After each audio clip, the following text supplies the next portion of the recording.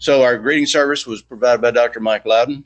Dr. Mike is also going to be doing the invocation, Pledge of Allegiance, and recite the four-way test. And one thing that I've learned recently is if you use the word allegedly, you can still make it conform with the four-way test. So I'm going to be doing that a lot more often. Dr. Mike is, he's a retired pastor of the First United Methodist Church. Right? Yay! Yeah. Welcome, Mike. Yeah, it's nice. Presbyterian. Yeah, try that. First Presbyterian. The other lake. Yeah, that's allegedly. I should have said that first. Allegedly. He's been a member of this club I've got for 21 years. He was also a Rotarian in Newcastle, Pennsylvania, and Lincoln, Nebraska, which is where the N for knowledge comes from. He's been a past president as well. So, Dr. Mike, would you lead us in invocation, please? Thank you, President Joel. Let us pray. R-O-T-A-R-Y, that spells Rotary. We are grateful, O Lord, to be a part of a worldwide service club, which is involved with efforts to help others, especially those in need. We give you thanks for our educational projects, healthcare programs, clean water endeavors, support for youth leadership, and peace fellowships. We pray that all of us may benefit from our involvement in this, the oldest service club in America, and our membership in the historic Lakeland Club. In thy name we pray. Amen. Please join me in the pledge. I pledge allegiance to the flag of the United States of America and to the republic for which it stands, one nation under God, indivisible, with liberty and justice for all. And now join me in the four-way test of the things we think, say, or do. Is it the truth? Is it fair to all concerned? Will it build goodwill and better friendships? Will it be beneficial to all concerned? Thank you. Very good. Thank you, sir. Now on to the introduction of guests and visiting Rotarians is my favorite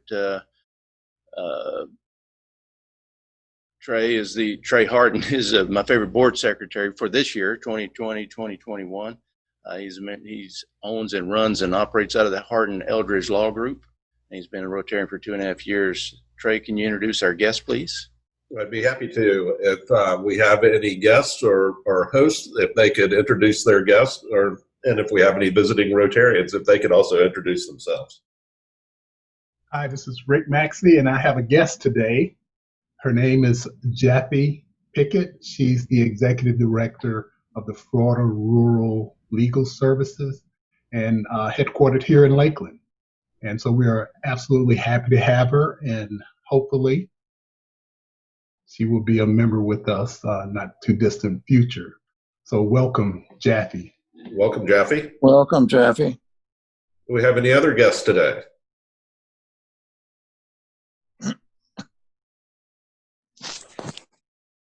We have two visiting Rotarians from England. Okay, and if you could introduce yourselves. We have McCall from the Rotary Club of Wallasey and a fairly frequent visitor to Lakeland Rotary Club. Anyone else? I've got Christina Spencer, who's also from the Wallasey Rotary Club. Christina and Doug, welcome. And she came last year to visit us on the exchange. Hello, everybody. I'm delighted to be here tonight. It's lovely to meet so many people on such a wonderful, easy way of meeting. And Masalu, I'm glad you invited me. Thank you. Well, I'm glad you're here. Any other visiting Rotarians or guests?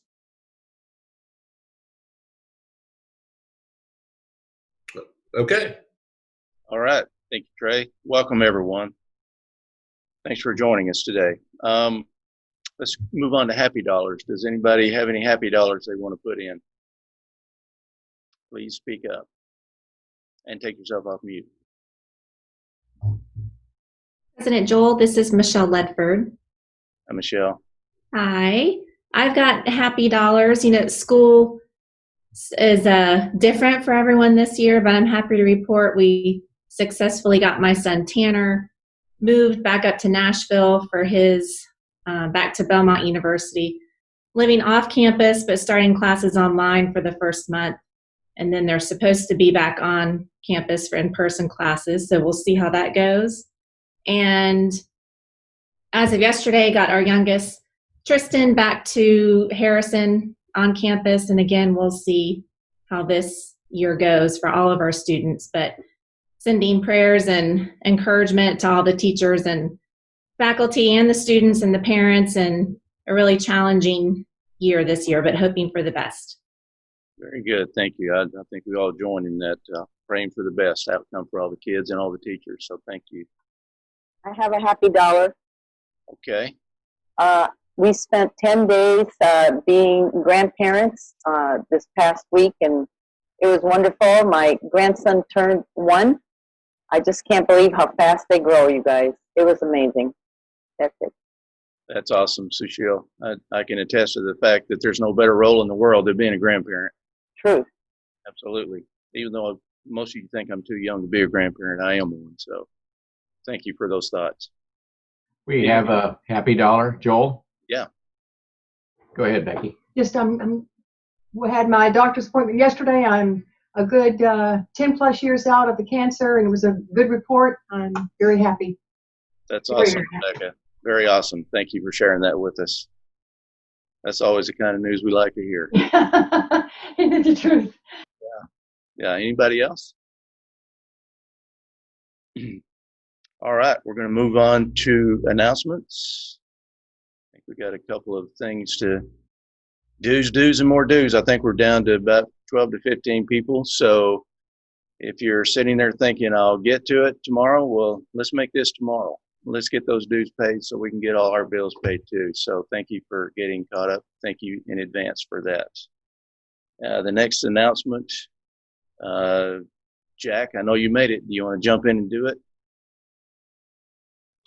Yes, sir. Happy to. Just a quick reminder, we're going to have a happy hour Thursday night at Cleveland Heights Country Club. That's 1916 Irish Pub. Just come visit. There's plenty of room to spread out. We'd love to see your face in person. All right. Thank you, Jack. And 1916 is at Cleveland Heights. It's a neat place. There's plenty of room there.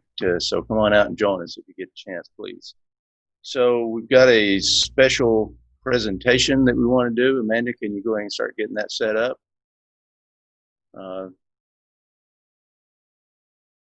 Okay. Can you all see? Is that my screen switched? Yes.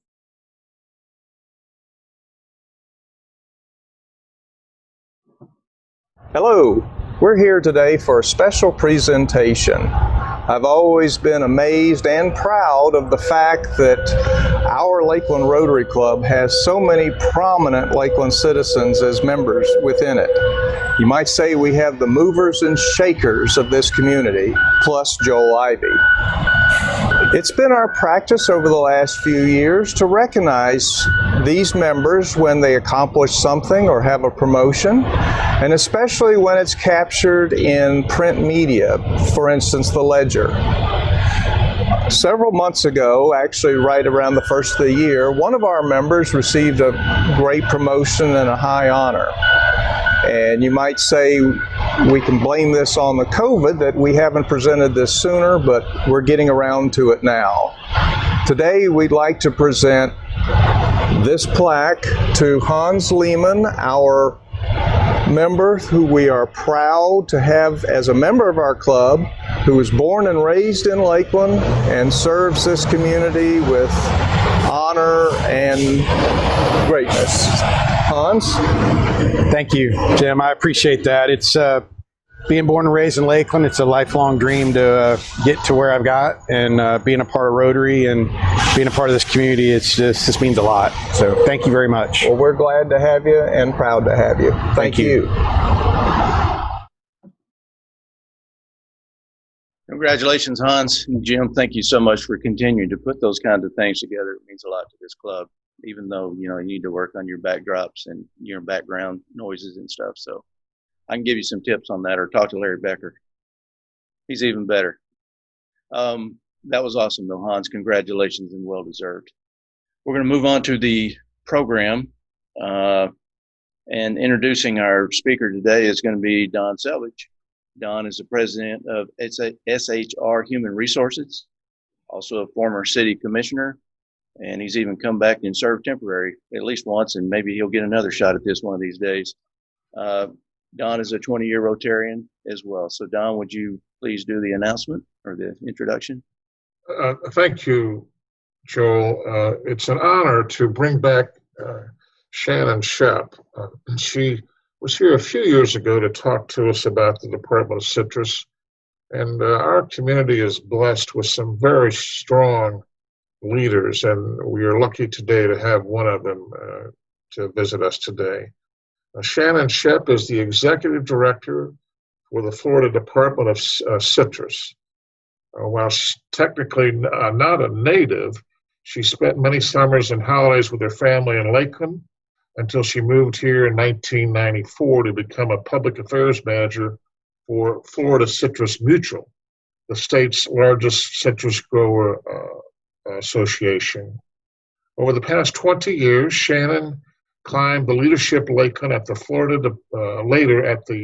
ladder at the Florida Department of Agriculture and Consumer Services, where she served as the Deputy Commissioner of Agriculture for Adam Putnam. During her time as a deputy, she oversaw 5 divisions of the agency, and these divisions employed around 750 people with a budget just over $1 billion. In 2013, she returned her focus to the Florida Citrus as the Florida Department of Citrus Deputy Director and has served as Executive Director since 2015. Shannon is married to David Shepp and lives in South Lakeland. They have one son, William, who's also gone back to school. He's a junior at Florida State University, studying athletic training and physical therapy. So please give a warm Rotary welcome to Shannon Shepp. Thank you, Don. Thank you very much. I appreciate that introduction. Let me take a quick minute to do some housekeeping. First of all, to address the big fish in the room. No, it's not mine. It is my child's. Yes, he's back in college, and I have co-opted his man cave to be my office now. So I am now no longer in the living room. I am in my own office. It's a very exciting time. I think the last time I was with you all was in about October of 2017, and the ox was kind of in the ditch at that point. We were had just experienced Hurricane Irma. We were in the throes of trying to seek federal assistance, trying to figure out exactly what our losses were. We were definitely not having good days in the Florida citrus industry. I'm going to jump ahead just a little bit. During that season of Irma, we harvested somewhere in the neighborhood of 45 million boxes of oranges. That's not enough to feed the demand of the domestic United States. So our brands, our processors were forced to create some import contracts that were long-term contracts. Nobody expected that we would come back so quickly with 70 plus million boxes of oranges the next year. So we had 40 million boxes the year of 2017, 2018. We imported product to make sure that we could make sure consumers had what they wanted with orange juice. And we ended up with a huge glut of juice because we came back very quickly with that 70 million box crop. Going into the coming seasons, into the 18-19 season, here's what we were hearing. Sell the juice. We had 52 weeks supply of FCOJ and 31 weeks supply of NFC. That's a lot of juice. When you talk about that, that's about 6 or 7 pound solids per week that we try to move. This is an important distinction here. 80% of the oranges that we process in Florida goes into NFC. That's our signature product. Most of the FCOJ or Recon sold in Florida is imported. So the major problem we had was that imports of both, not from concentrate and FCOJ, were well intentioned to meet consumer demand, but they exceeded consumer demand dramatically. And we had set up a perfect storm for our growers. Spring of last year, the prices to growers dropped, exponentially dropped. They were extremely diminished, and growers and processors alike were calling for the FDOC to do our job, and that is to move the juice. So let's pause for just a second. This is spring of 2019. The legislative session was over. We had just lost the GR that we had been receiving from the Florida legislature for a few years to help support this industry during its time of disease. We were getting ready to embark on marketing campaign season where our resources were flat, if not lower, because we weren't going to have that general revenue. We had lowered our box tax by 2/3 back in 2017, and we had a very thin staff at the time. So our challenges definitely outweighed, were daunting. I wouldn't say they outweighed us. I just got a new t-shirt yesterday that says underestimate me. That'll be fun. I should have had it back then. During the 2019 legislative session, we lost all of that GR. So that was a $5 million hit, $5 to $6 million hit. Consumer awareness of the positive benefits of Florida orange juice is the critical piece to our marketing strategy. We don't try to defend Florida citrus against the sugar from Atkins or those types of things. We tend to focus on the positive. Just like in politics, folks want to vote for something, not against something. So we try to make sure that this is a sunshine picture and that everybody gets that sunshine state feeling when they have a glimpse of orange juice, and particularly Florida orange juice. But we had less money, and we were already experiencing a demand decrease of about 3 to 4% per year. So the challenge: move more juice, less money, and a strong health and wellness message. No longer, we figured, would "there's amazing inside" be enough to communicate that in a strong enough fashion to consumers to get them to come back to Florida orange juice. And that was the key, for consumers to come back. We knew that consumers intrinsically know that Florida orange juice is good for them. They've probably heard it from their grandmothers, their mothers, their friends. They've seen it on TV. If you're watching any television show that has anything to do with breakfast, chances are you're going to see a glass of orange juice on the table, or you'll see somebody pouring a glass of orange juice. It's just one of those things that folks know, right? Florida orange juice is good for you. So we had less than about 6 months to completely rebrand Florida orange juice with less resources and build an accountability model that showed that FDOC was making a difference to Florida growers. We were being accountable to Florida growers. We were going to help them get to a place where growing their fruit, as expensive it is today, they would still be able to come to a place of profit where, if they didn't have a contract for their fruit, or if their fruit was underpriced because of that import influx, they weren't going to be able to stay in business. So for weeks on end, we had an entire team.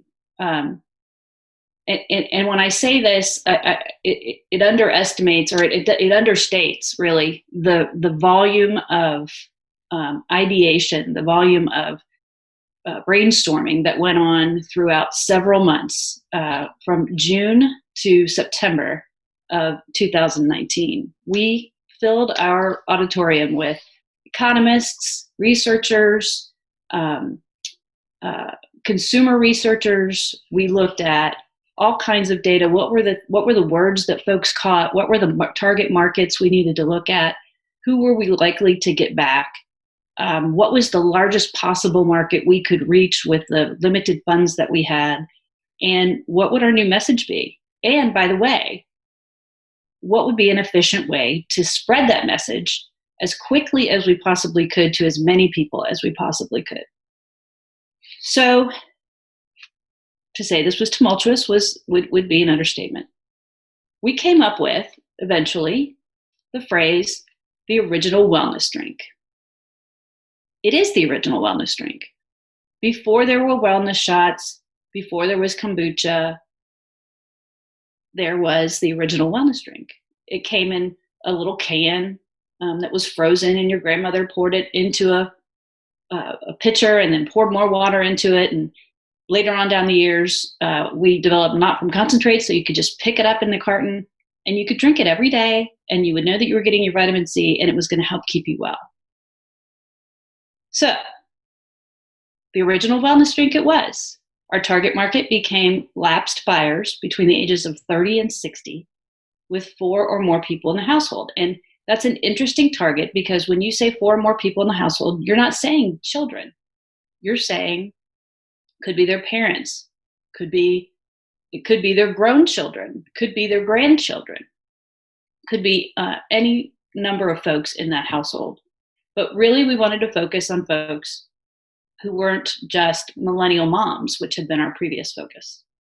We focused on cold and flu season. Where better to get that wellness message out and to emphasize that Florida orange juice is this incredibly nutrient-dense product with potassium and folate and vitamin C. It's one of those things that is just kind of all that packaged together does help improve your immune system. So now the message, how to get the message out there. How are we going to do that? As inexpensively as we possibly could. We had already used influencers, which I'm sure you all know what those are. They're folks that are bloggers or media favorites for comments on their particular point of expertise. And they're a rather inexpensive way to get your message out, because generally they become very strong fans of your product, or they have a very strong opinion. And so even if your product comes under scrutiny by somebody else, they're going to defend you without expecting being paid. We created our own community of influencers. But the next step for us was e-commerce. Instacart was gaining popularity. And remember, this is all last summer and fall. Instacart was gaining popularity. We were seeing a lot of buy now buttons for Amazon and Walmart and other retailers in social media and in digital campaigns. And we wanted to figure out how we could get Florida orange juice positioned with one of those buy now buttons. How could we create that moment of action for consumers when they saw our posts on Instagram or Twitter or Facebook? So we struck a deal with Instacart, Amazon, Walmart. Target was part of that for a while. And we provided them a list of SKUs of product that would contain Florida orange juice. And they would create for us a landing page. If we put that click buy now on any of our channels, it would go back to their landing page. And so it would immediately go into somebody's basket if they wanted to, and they could choose any orange juice out of the SKUs that we had provided. We implemented some pre-roll video with Hulu or Amazon Prime or several other services like that. So folks were getting our video messages, but not in traditional television advertising ways, which, as we all know, is very expensive. And we've completely moved away from that with Florida Citrus. Even with all of this, we pulled together a benchmark model that predicted that we would stem the decline, we would decrease the decline in demand, but we weren't going to flip it. We weren't going to, with the resources we had, with the money we had, there was no way we were going to go in the plus column. We were always going to stay in the negative column. It was just, we were going to be, less negative than we had been the year before. So January of this year, 2020, ends up being the earnest rollout of the original wellness drink. It went very well. In fact, in our benchmarking, we found that we were stemming the decline more than we thought we would. So we were only seeing losses of, say, 1% when we were expecting losses of 4%. year-over-year losses had been 3 to 4% a year coming up to this season. And we knew that the legislature was also going back into session in January of this year. So we got the new campaign, we've got a new legislature, a new opportunity to try to raise those revenues. So for everybody else at the Florida Department of Citrus, it was move the juice. For Shannon Shepp, it was get the GR to move the juice. Spent a lot of time in Tallahassee, and the new campaign was going so well. We were not reversing the decline, but we were certainly seeing some positive signs. And then the second week of March was about the time that COVID hit everyone. I'm sorry, I see a question there. What's GR? General revenue. So those are state tax dollars that the Florida Department of Citrus doesn't typically get. We have been self-funded since 1935 by a box tax on citrus growers called the Citrus Advertising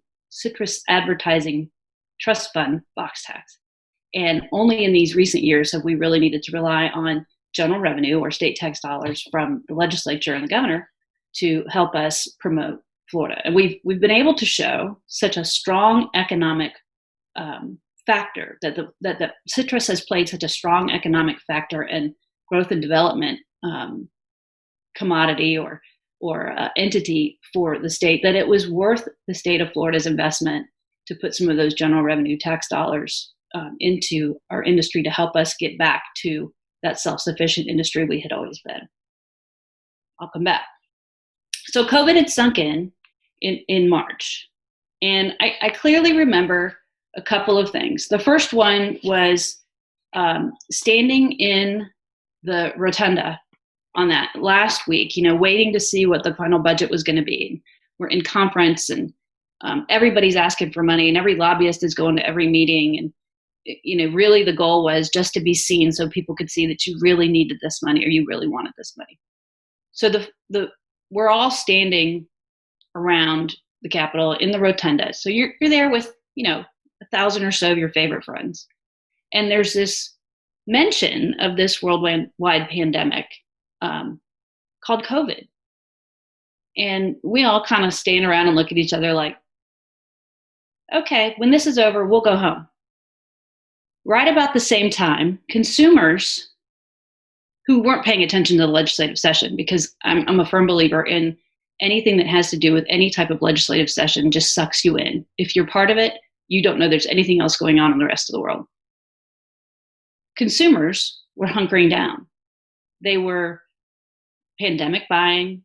There's a whole Nielsen theory of pandemic buying that shows you from the very early stages to getting to the new normal.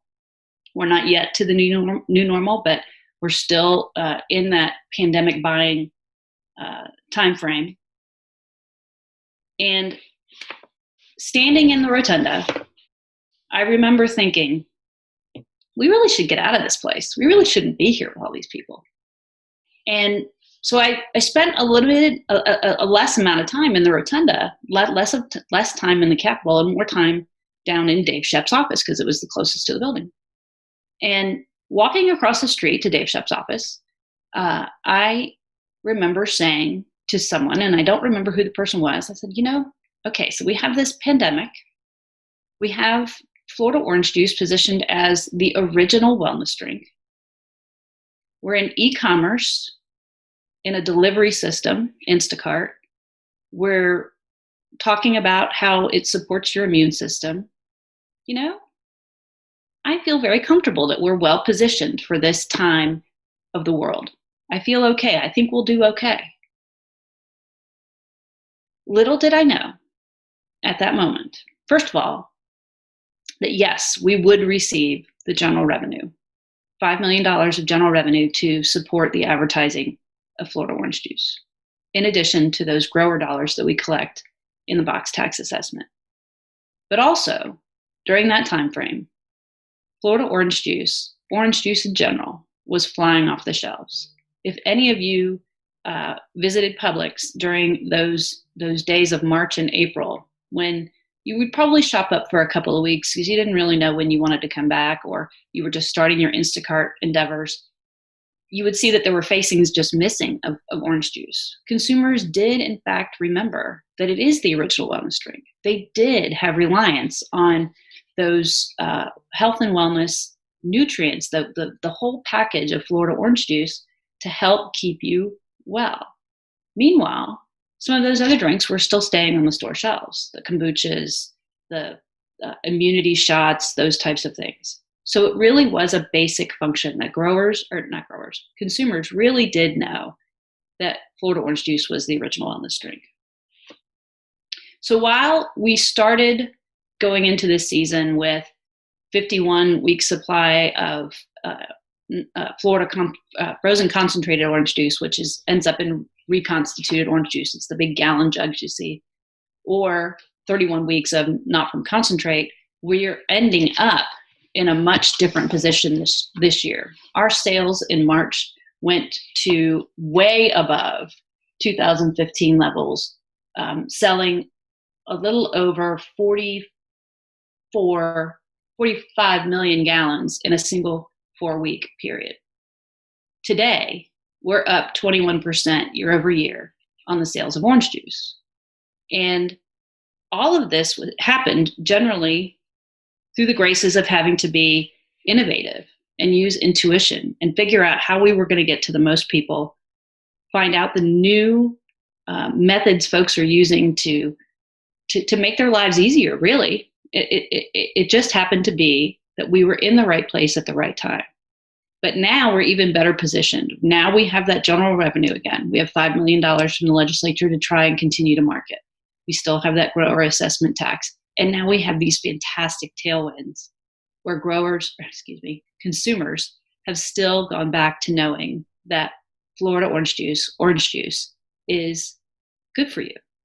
So it doesn't matter what Atkins says. Got folks that are still coming home or staying home and having breakfast more often. You got folks who are changing things up. They're having breakfast for dinner a little bit differently. They're not as concerned about calories. They can get it delivered to their front door. They can see what's on sale when it's on sale. It doesn't affect the promotions of the brands. And so at the moment, in our last 4-week period, we were still above the 2016 sales levels. And I can tell you right now, just looking at the chart, if you want to go to these charts, you can see them at floridajuice.com. It's got all of our creative on there as well. But you look at these charts and you see that it's just been a gradual decline year over year over year from 2015 to 2019. Only now we have this big green trajectory that goes slightly below the previous year to way above 2015. Our goal right now is to maintain those tailwinds, to take advantage of the fact that there's a strong awareness of the benefits of orange juice and Florida citrus out in the market. And folks are realizing they like it. It's good for them. It's probably not the contributing factor to anybody's COVID weight gain. I can tell you that Publix has a new product out called Belgian chocolate truffles. Those would be the root cause of my weight gain during COVID. But we are positioned in a very different place today and did not intentionally place ourselves in this place expecting these results. We are very pleased to give some credit to the grace of God. And we are seeking very much to make sure that we can best benefit with these tailwinds and keep Florida grower prices up so that they can continue to raise citrus even in a challenging time with disease and pest control, and that consumers still remember that Florida orange juice is the original wellness drink. With that, I'll take some questions. I don't know if I left time for questions or if what we've got. So please throw them at me. Shannon, we got plenty of time for questions. I have collected a few of them, Joel. If I'll just go ahead and start, and if some more come into the chat box, I will let you know. First of all, at the beginning, you were using some acronyms to refer to the different kinds of orange juice. And could you explain those for those folks on the call who aren't familiar? Sure. So FCOJ is frozen concentrated orange juice, which was how orange juice originally came to be. In fact, the Florida Department of Citrus invented frozen concentrated orange juice. It's what you used to see in those cans that you would dump out into the pitcher, and then you'd fill it up with water, and you would end up with reconstituted orange juice. Today, you can still buy those cans of frozen concentrated orange juice, but predominantly brands and processors use frozen concentrated orange juice to create the recon that you can find in the gallon jugs in the refrigerated section of the grocery store. NFC is not from concentrate, and that is juice that is squeezed directly from the fruit, goes into the container and the packaging without having to be reconstituted or having anything added to it. Okay, great. The next question is Polk County still the state's leader in orange juice production? No, we're not, unfortunately. We have fallen to Highlands and Hardee counties. But the good news is there's a significant number of replanting efforts going on in Polk County. Yes, there are a lot of houses where there used to be citrus groves, but there are growers in Polk County and in Highlands and really throughout the growing region that are taking a chance on replanting citrus groves again, which is a new thing. It's been probably 5 to 6 years before anybody would, with confidence, put any heavy investing into replanting groves because of the citrus greening disease and its the younger trees' vulnerability to that citrus greening disease. So it didn't make any sense to plant those younger trees who are instantly going to be very vulnerable to something that could kill them. So actually your answer segues nicely into my next two questions, which were, is greening still an issue, and is Florida still losing groves to development? So two things. Yes, greening is definitely still an issue. However, I will tell you this. We've made incredible strides with research.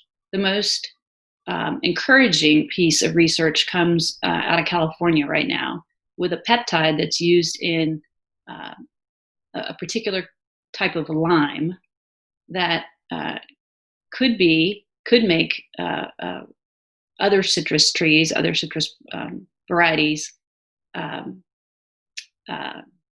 not immune, but resistant to that citrus greening. Growers have kind of figured out how to use the right nutritionals in the soil and with some, foliar applications. They've gotten a little bit better timing on how to do some of those things. In the beginning, we had a huge issue with fruit drop, and some of that had to do with just how growers were applying the applications that they normally would, and some of that was just timing. Once they could perfect some of that timing, it left that fruit on the tree longer and allowed it to be harvested versus falling off the tree. On the development piece, I think we're seeing less shift in development, but greening didn't help. If you have an abandoned grove, or if you have a grove you can't take care of, you've got a couple of things going on there. First of all, you're creating a place where the disease vector can flourish, which is the Asian citrus psyllid. As long as those trees are alive, even if you're not doing anything to them, the Asian citrus psyllid is going to continue to be there, and that's what we call a bad neighbor in the industry. And so there's a huge push to get rid of those abandoned groves. Some of those are in places where there shouldn't be houses right now, frankly. But we have seen less acreage loss to development than we have to disease or other reasons, or alternating crops. Not alternating, but alternative crops. Okay, thank you. Do growers have enough harvesting laborers right now, or is labor an issue? That's a very interesting point. So as all of this was coming to a head with COVID, most of our crops were getting towards the end of the harvest period. We'll start the harvest period up back in October to November of this coming year. So it's yet to be seen if we will end up in a labor issue. We suspect that there might be some, but not enough that would be a material hindrance to getting fruit off the tree this year. Okay. And Linda Gizzard would like to know, what is the status on orange juice imports, and what are the threats? I don't know if she means threats from or to imports. Maybe she can clarify. Sure. So imports are down. Many of those contracts, those long-term contracts that the processors and brands had to enter into, they could defer for a year or two. So once those inventories really got to a place where it was a critical mass and they weren't moving, they shifted some of that. And really the preference of brands and processors really is to buy Florida fruit. It's not to go outside. One of our biggest issues is that Mexico had a great crop, and they make a very good frozen concentrated orange juice product that is used in Recon. So that is a strong competitor against Florida's not from concentrate. We do have trade protections from Brazilian not from concentrate in a tariff. We do not have any trade protections from Mexico with tariffs or the like. So a lot of the FCOJ or concentrated is coming from Mexico, and it's a very good product, and it was something that we needed for a while. But we expect those to decline over this coming year. Okay, we have another question, and that is there still a push to grow peaches? Back in my Florida Department of Agriculture days, I probably could have told you that, but I'm not aware of that. I think back in 2012, 2011, 2013 even, I was hearing a lot about peach development or olive development or even blueberry development, but those markets quickly were saturated in Florida or had export challenges that, kind of kept folks still in that looking for alternate crops to use those ag lands. Okay, I don't see any other questions in the chat box. President Joel, I'll turn it back to you. Okay, fantastic. Shannon, thank you so much for always agreeing to come speak to our club. It's always a pleasure to have you here, and thank you for the good work you're doing for the citrus community generally. This is very important, especially for our part of the state, so thank you very much. Mm-hmm. In honor of you being willing to sacrifice yourself and show up, I have this highly coveted notebook I'm going to send to you. I appreciate it. It's time. I need a new one. I promise you I'll find a way to get it to you. Might even wipe it down and have it clean for you by then. So thank you so much for speaking with us, Shannon. We always appreciate it. And tell Dave I said hi, too. Yes, sir. You keep saying Dave Shepp like he's somebody else, but we know different. Well, he is the famous Dave Shepp. And, right. And that is kind of one of my favorite moments in life is when somebody stopped identifying me with another member of my family and started saying, "Hey, are you Dave Shepp's wife?" I'm like, "Yes, I am. Yes, I am." That's awesome. Thank you so much. Trey, would you mind thanking our guests and visiting Rotarians, please? Sure. I'd like to thank our guest, Jaffe Pickett, the guest of Rick Maxey, and also our visiting Rotarians, Christina Spencer and Doug McCall. Thank you for coming. Thank you all for joining us. We appreciate having you here and look forward to having you back again. Our weekly quote this week: farming looks mighty easy when your plow is a pencil and you are 1,000 miles from the orange groves. That's a variation of a quote by Dwight D. Eisenhower. So I might have said allegedly in there somewhere. Next week's program is going to be our own District Governor, Mark Skolnick. Please plan on tuning in for that, because we always look forward to hearing from Mark. And absent any protests, we'll call this meeting adjourned. Thank you all. Have a great week. See you next week.